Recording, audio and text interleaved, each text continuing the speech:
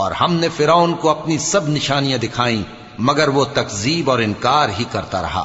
کہنے لگا کہ موسیٰ، کیا تم ہمارے پاس اس لیے آئے ہو کہ اپنے جادو کے زور سے ہمیں ہمارے ملک سے نکال دو؟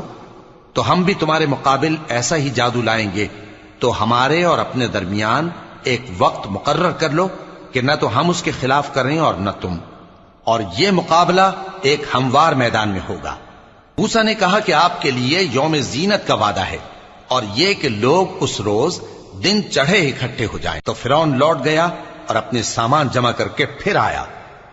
موسیٰ نے ان جادوگروں سے کہا کہ یہ تمہاری بربادی ہوگی، اللہ پر جھوٹ نہ باندھو، وہ تمہیں عذاب سے فنا کر دے گا، اور جس نے جھوٹ باندھا وہ نامراد رہا۔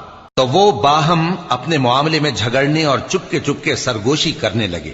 کہنے لگے یہ دونوں جادوگر ہیں، چاہتے ہیں کہ اپنے جادو کے زور سے تم کو تمہارے ملک سے نکال دیں